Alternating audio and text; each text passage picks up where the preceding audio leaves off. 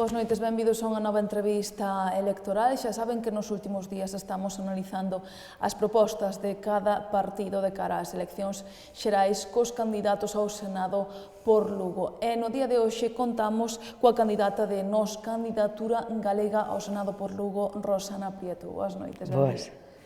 Primeiro comezo facéndolle unhas preguntas en clave máis persoal para coñecela e despois xa desgranamos as propostas de Nós, Candidatura Galega. A primeira pregunta que lle fago é que estudos ten e cal é o seu traballo actual? Bueno, pois son licenciada en Políticas, posgraduada en Turismo e tamén estudiei as licenciaturas de Dereito e Filoloxía Galega.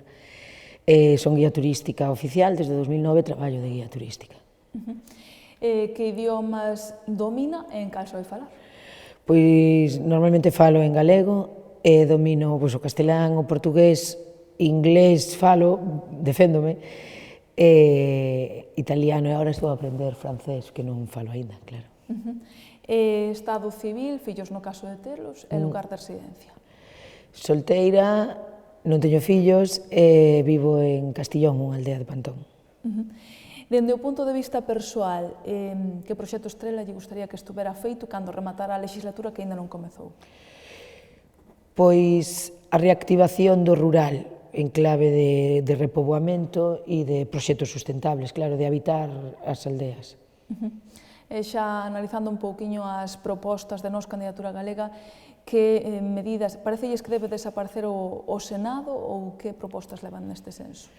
Bueno, eu falaba outro día tamén cunha compañera túa de profesión, eu defendo, postulome ao Senado, defendo unha reformulación do Senado, ou dentro desa reformulación podería desaparecer, pero entendo que é unha cámara territorial e que teria que representar os territorios.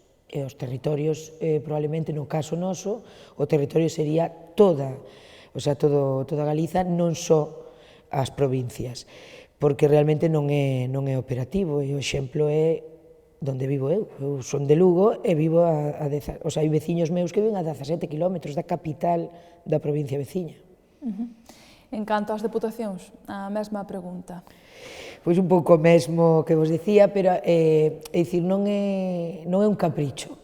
Isto é algo coñecido por todos, pero é adaptar a vida galega, é dicir, o xeito galego de concebir o mundo, eu adoito defendelo alá por onde vou, a mí gustame viaxar e sempre o defendín, e as bisbarras ou comarcas, sempre nos relacionamos así.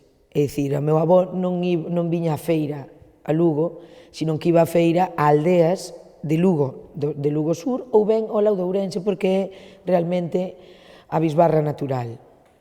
Entonces, realmente, eu creo que cando alguén fai unha división administrativa, teria que ter en conta a vida das persoas, e dicir, que unha terra habitada por seres humanos, que lle é máis cómodo a estes seres humanos? Pois relacionárense cos que teñen relacións de veciñanza, de proximidade, pero unha lóxica. Por iso che digo, non é dicir, é que non quero as diputacións porque repercuten un modelo vello, coñecido por todos, que eran os gobernos civís do franquismo, efectivamente, pero a maiores ten unha lóxica que sustenta eso. En canto a infraestructuras e comunicacións, sempre está pendente o tema da conexión ferroviaria de Lugo. Que propostas levan neste eido? Pois levamos a proposta de artellar, é dicir, de comunicarmonos entre nós, toda Galiza en sí, pero tamén a provincia de Lugo. É dicir, que en Galicia vamos no vagón de cola, nunca mellor dito con respecto ao Estado, pero aquí en Lugo imos no vagón de cola con respecto a Galicia, porque conectan a Galicia Atlántica, conectan algo a Galicia Central con Lalín, por exemplo, pero xa os que somos pa esquerda, o sea, pa direita dese mapa, xa non existimos. Entón, parece que eso axuda, é dicir, as comunicacións axudan a que desaparezamos. O que non é normal é que unha persoa que viva en Ribadeo teña mellor conexión a Xixón, que a ten que ter, e non teña conexión co resto de Galicia. Entón, nese sentido, levamos a artellar Galicia como país e nomeadamente a provincia de Lugo. Ferroviariamente, eu veño de Lemos, imagínate o que supuxo o desmantelamento ferroviario ali, e tamén a nivel estradas, que é unha infraestructura na que tamén debemos andar nós polo século XVIII, mentre que outras zonas deste Estado andan xa no XXI. Unha gran preocupación dos cidadáns o paro. Que propostas levan neste eido? Bueno, pois O paro combátese primeiro con formación. Temos un problema de fuga de cerebros, porque as cifras que hoxe dan os gobernos do paro non son as reais, porque realmente enemigo que foxe, ponte de prata, non? Que é un pouco que está aplicando os gobernos que houve hasta agora, tanto en Galicia como en España. Entonces, as medidas que poñemos é reactivar o pequeno comercio de proximidade mediante medidas fiscais, é dicir, abaratamento de custes, que a unha persoa que fai un negocio, ou sea, que monta unha empresa ou que emprende, non lle coste tanto facela. Entón, aí quedamos autoemprego, que ao final ven sendo un pouco máis do mesmo do que fomos sempre en Galicia, porque un labrador é autoempregado, un gandeiro é autoempregado. Entón, hai que baixar eses costes fixos que fan que a xente non dea feito, nunca mellor dito, e despois crear, fomentar o emprego con axudas fiscais, sobre todo, e con abaratamento dos custes da seguridade social, sobre todo onde haxa nesa franxa nova, que temos un problema aquí da xente nova que se vai, para que, primeiro, fixen a súa residencia aquí, e segundo, poidan vivir, porque, claro, unha cousa é querer vivir e outra cousa é poder vivir. Por lo tanto, e resumindo, medidas fiscais e medidas de abaratamento de custes á contratación. Derogarían a reforma laboral? Sí, eu sí, porque ademais, sobre todo por unha cuestión, eu formo parte activa dese sufrimento, é dicir, ahora falo como ser humano, non só como candidata, e realmente existe un despido libre, é dicir, estamos sin acubillo ningún. Isto como cando das un fillo a criar. Entonces, nese sentido, é totalmente injusta. Díxenos outro día tamén nunha entrevista que me fixeron, é unha relación entre desiguais, que xa era entre desiguais, non? Porque non é o mesmo falar co teu xefe ou a tua xefa que falar cun que como a ti, non eres libre de todo. Sin de enriba me vas deixar na rúa sin un céntimo, a desigualdade é máxima, co cal, sí. Non menos importante nunha provincia tan envellecida como a Lugo é o tema das pensións. Que medidas levan neste eido tanto para as actuais como para que sexa un sistema sostible? Bueno, as medidas que son as que queda ben dicir, que o vou dicir é... Bueno, en Galicia temos as pensións máis baixas do Estado. E se algo non se pode poñer en dúda nin como colectividade, nin como individuos ou individuas, é que o povo galego sempre fomos un pobo de traballadores e traballadoras a grandes riscos. Polo tanto, a igualación o sea, igualar por arriba as pensións e despois o crearmos emprego, que era un pouco relacionado coa pregunta que me facías antes, subiría eses ingresos, é dicir, o que está claro é que ingresar ten que ingresar o Estado, e en Galicia temos un problema de que temos invertida a pirámide poboacional, entón, se non hai xente nova que pague por baixo, non hai xente de idade que cobre por riba. Entón, daquilo que temos que facer é procurar máis ingresos, pero igualar as pensións, en ningún caso reducilas. Os pensionistas, ademais de que foron que nos trouxeron ata aquí, é dicir, eles de aqueles pousos veñen estes lodos, teñen que ter unha vida digna, xiquera ao final. E aquí, en Lugo, sobre todo, na provincia, me refiro, hai moitísimas pensións que veñen da agraria, que é un réximen injusto, xa era malo, pero coa reforma que fixo o Partido Popular é directamente indigno e inmoral. Tamén está moi de actualidade, por desgracia, o sector lácteo, que coas últimas tractoradas. Que medidas levan para este sector nunha crise tan cíclica? Bueno, a crise existe porque efectivamente nunca se quixo arranxar, non hai vontade política de arranxar o sector lácteo.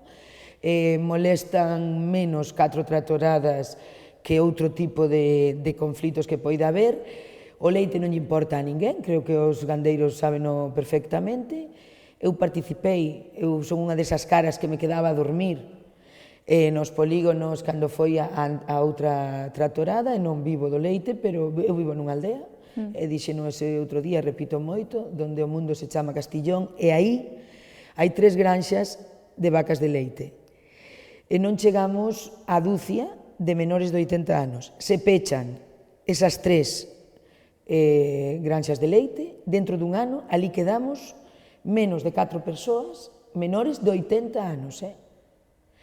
e 2 deles son nenos e os pais teñen vacas de leite, co que desaparecería a seguinte xeración desta aldea tamén. Isto vale para toda a provincia, para toda a Galiza, por desgracia.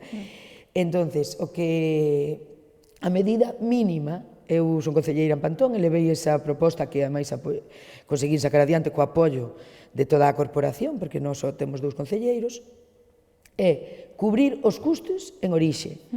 É dicir, a ti o que non pode costarche son cartos traballar. Iso xa é, bueno, é o remate dun pleito que dicimos na miña zona. Polo tanto, primeiro cubrir os mínimos e a partir de aí que a xente cobre o seu traballo, porque as maus que monguen teñen que cobrar ese traballo que fan. Non só traballar para sobrevivir xerando un diñeiro líquido que en realidad non tes, porque así como se xeran despois as débedas, e así vive a xente endebedada, despois tes que pedirlle ao banco, pagar xuros, entón a bola vai crecendo, crecendo, crecendo. Eu veño do sector financeiro, o sea, traballei moito tempo nese sector, e esa bola despois é imparable. Co que, para o leite, reactivar as granxas, axudas directas, pero en realidade nós non defendemos as subvencións como política estable. Poden ser puntuais para salvar algo que existe, pero despois o que ten que ser é deixarlle traballar a xente e vivir, e que non se vayan os cartos nos intermediarios, que o que lle acontece ao leite de Lugo especialmente, cobran 2 céntimos menos que os gandeiros que menos cobran no resto do Estado. O que non pode costar en orixe menos, moito menos de 30 céntimos, está alrededor dos 20 céntimos, máis chegado aos 20 céntimos que os 30 a media de litro de leite en orixe, e nos supermercados o máis barato é 50 céntimos, que xa me estou pasando, creo, o sea, baixando ese coste. Que pasa co que hai no medio? Quen leva os cartos que hai no medio desa cadea? Os que nunca viron unha vaca diante, e os que non saben que pensan que o leite ven do cartón. Polo tanto, reactivar en orixe, porque ademais Galicia é unha cadea e necesitamos que sobreviva o sector leiteiro para poder seguir vivindo aquí. Dicía ao principio deste turno, moi relacionado con esa crise, está o despoboamento no rural. Que medidas levan neste eido e para tamén que non desaparezcan servizos no rural? Pois mira, os servizos no rural están case desaparecidos. As medidas que levamos para repoboar, porque tristemente xa temos que falar nestes termos. Eu son repoboadora da miña aldea, son filla do éxodo rural e un bo día dixen, mentras eu vivo esta casa non se pecha, pero teño que poder vivir aí. Polo tanto, crear oportunidades no rural, fomentar esa vida no rural, sendo máis barata a vida no rural, é dicir, aquí había un problema, estamos vivindo unha crise financeira moi dura, sobre todo para as clases que eu represento como persoa e nesta candidatura que encabezo o Senado. Entón, o que temos que facer é tratar de que esa xente vexa no rural a oportunidade. E a oportunidade rural é que é moito máis barato a vivenda, que, como che dicía, está na base, na clave da crise, é moito máis saudable a vida, e dicébolo unha que creceu no cemento, e realmente, se esa xente ve unha oportunidade económica aí, vai vir ao rural. E esa oportunidade económica ten que vir da mau das administracións. E as administracións o que teñen que dicirlle ás persoas é: temos estas vivendas aquí, que son propiedade pública, no caso galego, da Xunta, porque a xente que morre sen testar, iso é, a xente que teña a veciñanza civil galega, propiedade da Xunta de Galicia. Reactiva esas casas, crea unha bolsa de casas para que a xente poida vivir aquí dun xeito moi barato. Hoxe en día, tendo unhas boas comunicacións, tú vives moi perto de calquer núcleo urbano. É dicir, eu, por exemplo, que vivo na periferia da periferia, sempre digo, por non decir o cu do mundo, que ese lugar, esta aldea de Pantón, vivo realmente a 1h20 de Vigo, a menos dunha hora de Lugo, a 20 minutos de Ourense, a hora e media de Coruña, que é dicir, a 1 hora de Santiago. Vivo moi pretiño, en realidade, de todo. Sempre cando aí me saía máis barato vivir, eu vou a vivir aí. E despois tamén, eu creo que fomentando o carácter cooperativista do agro, e digo moitas veces, aquí non temos petróleo. Nós temos que ver que Galicia temos e que Galicia queremos. E dunha outra temos que ilo levando. Entón, que fomos sempre? pescadores os da costa, labradores os do interior e gandeiros, iso é o que hai.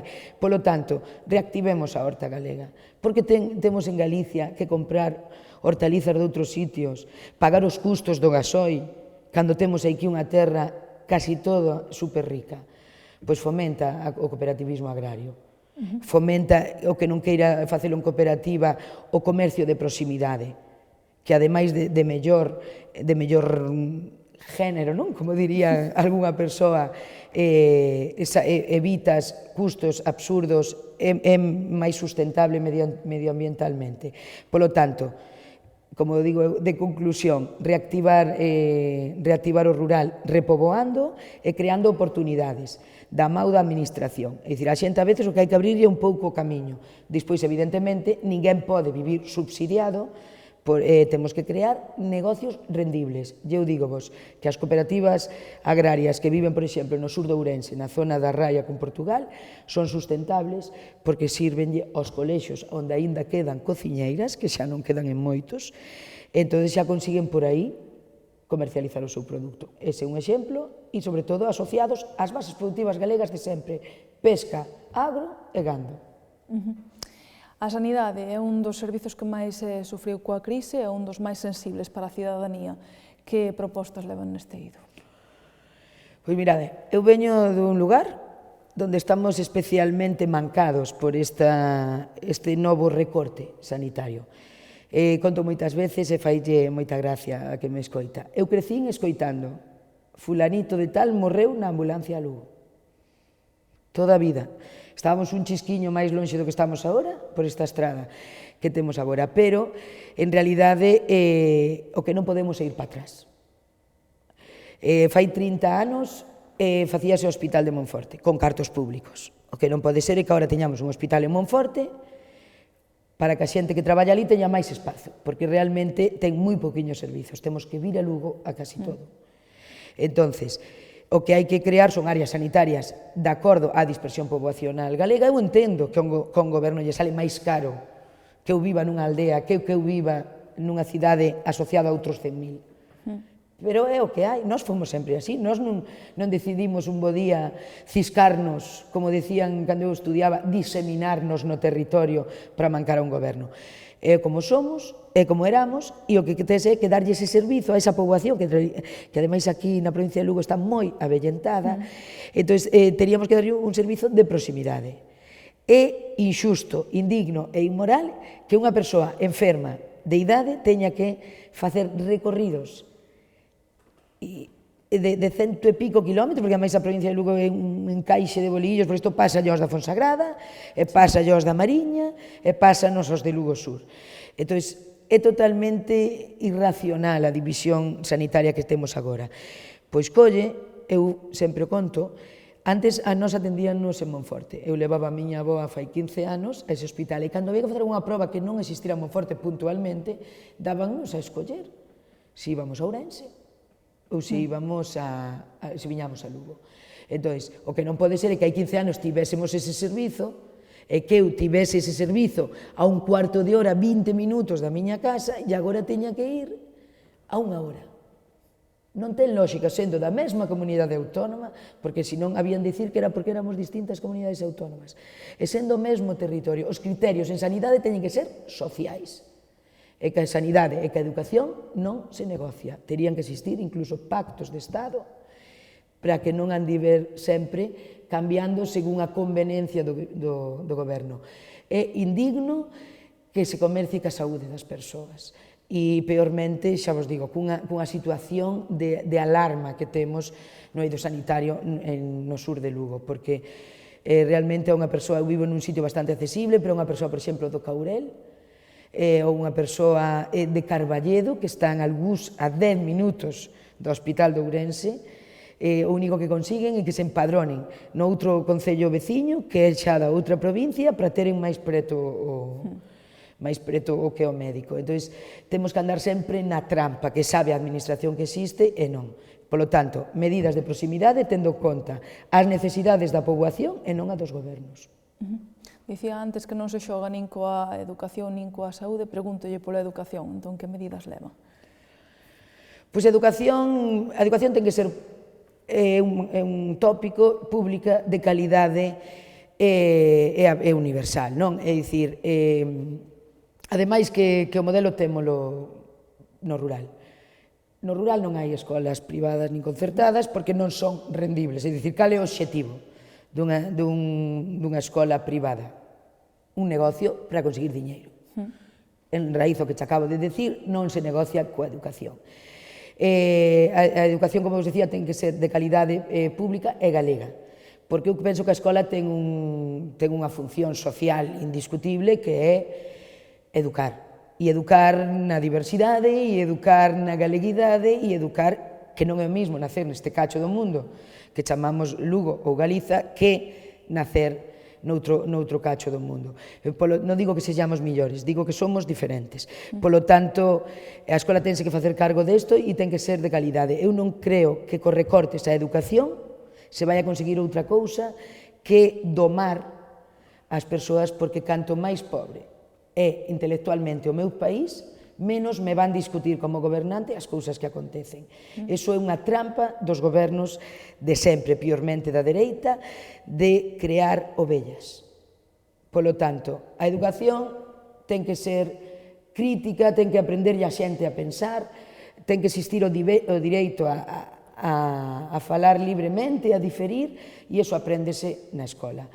Hai que reforzar a escola pública, hai que reforzar e tentar evitar o peche de máis escolas nesta provincia, porque isto é incrible. Hai que evitarlle eses roteiros de hora e media, 2 horas que teñen moitísimos pequenos nesta provincia. Iso é outra vez inmoral, porque non é xusto, e é, digamos, outra política que todos sabemos para pechar máis aldeas.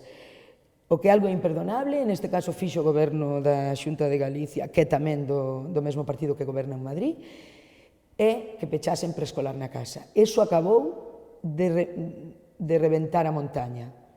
Eu xa te digo, eu vivo nun lugar máis accesible, pero a montaña de Lugo, a última estocada que tuvo educacionalmente foi a retirada de preescolar na casa, por menos do que serían 30 millóns de pesetas, 180.000 euros, 180.000 euros, que é un café para a Xunta de Galicia. Significaría o que significa para ti, mas para min, tomarnos un café. Entón, eso me parece indigno. Por suposto, automáticamente reactivaría ese programa, que ademais, desde o punto de vista educativo, foi sempre moi premiado e moi admirado, sin ser da nosa ideoloxía, todo o mundo que premiaba e que participaba neste proxecto, que aínda sobrevive hoxe con achegas persoais e voluntarias de moita xente, pero que non é xusto que sobreviva así cando é obriga de calquer goberno asegurarlle a educación e a sanidade a calquer persoa que habite este lugar. Por lo tanto, reactivación das escolas públicas cun criterio de proximidade á población. Son os profesores que teñen que ir ali e non os nenos, nomeadamente os menores de 8 anos, os que teñan que facer esas carreiras impresionantes para ir á escola cada día. E xa para rematar, pregúntolle por outra preocupación dos cidadáns, a corrupción política. Que medidas levan para tallala? Mirai, isto é outra demagoxia máis. A corrupción política existen medidas legais para combatila, o que hai que cumprir a lei. Se eu teño que cumprir a lei cando vou conducindo o meu coche, esta xente que se fartou de roubar e de encher os petos ten que cumprir a lei cando está no exercicio do seu poder político. O que habería que mudar quizáis é a responsabilidade xudicial de quen goberna. Poño un exemplo moi claro. Nos agora facemos un Peuxot, temos aí o exemplo da cidade de Vigo no caso galego, e declaras ilegal, hai unhas perdas millonarias para empresas e persoas particulares, e non hai absolutamente ningunha responsabilidade política de quen fixo isto, neste caso xa o goberno do PSOE. Entón, isto vale para todo. Ten que haber un medo, a xente reacciona, se hai un límite legal, que a partir de aí haxa un castigo severo sobre a persoa que fai a ilegalidade, a xente realmente reacciona. E este exemplo témolo nos concellos, cos secretarios, que sempre e cando algo non é legal non asinan porque teñen responsabilidades xudiciais, mentres que as alcaldesas e os alcaldes deixan andar porque a responsabilidade é sempre do funcionario e non do político. Por lo tanto, a medida sería aplicar as leis que xa existan, que existan responsabilidades reais que vayan á carteira e das persoas que son responsables desa corrupción, e as medidas de transparencia que sean transparentes, porque hai unha lei de transparencia. Eu quero saber o que gana, por exemplo, o presidente do goberno, e teño que enterarme por un titular de xornal, non podo realmente acceder aí, e despois entérome por noticias que dan algúns xornalistas que non era exactamente así como poñía ali, que existan uns, o sea, decir, que Facenda, que se dedica a revisar declaracións da renda de xente que ten unha factura de 50 euros que non encaixa cos 50 euros do outro lado, que se dedique a ver estas rendas millonarias que ten calquera, ou ver, por exemplo, os patrimonios, non? Como alguén que gana 100.000 euros pode adquirir nun ano patrimonio de 500.000 euros. É que son cousas que dices, pero realmente, quen non o ve? Como podemos seguir votando a xente que, ademais de cobrar xa salarios que insultan a razón, non? Porque cando dicen, non, é que cobra moi poquinho, 150.000 euros. É que non os vexo diante case traballando 20 anos, e traballei toda a vida. Polo tanto, se vemos eso, como podemos volver a votar por esas persoas? Ou é que aquí roubar é só o que rouba para comer? Porque se vos fixades, unha persoa que vai roubar hoxe a un área comercial 4 chourizos para poder comer ten unha responsabilidade penal terrible. E esta xente chamanlle corrupción, pero eu chamanlle roubo.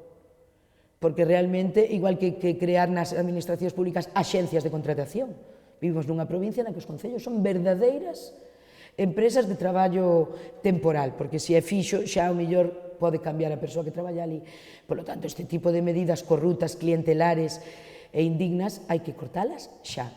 E cortalas cas leis que existen. Eu adaptaría un pouquiño que é a lingua xurídica ás persoas. É dicir, cando se fai algunha nota de prensa ou cando se fai algunha medida, no canto de falar tan xurídicamente, e eu veño da licenciatura en Dereito, o que habería que falar é un pouco máis o idioma das persoas, non? De tal maneira que me entendese o señor que me ve desde as terras de Burón e o señor que me ve desde a Ribeira Sacra, que me entenda perfectamente que este tipo é un ladrón, non é un corrupto, é un ladrón. Polo tanto, aplicar a lei, por suposto, transparencia do que se cobra, do que non se cobra, se seña moito, seña pouco. Pois moitas gracias, Rosana Prieto, candidata ao Senado por Lugo de Nós, candidatura galega, por estar esta noite connosco. Moitas gracias a vos por convidarme, a ver se a xente se anima a votarnos e darlle un viro a isto. Graciñas. E moitas grazas, como non, a todos vostedes por seguirnos unha noite máis. Lembren que a seguinte entrevista é mañá á mesma hora e será o candidato ao Senado por Lugo do Partido Socialista, Ricardo Varela. Que teñan moi boa noite.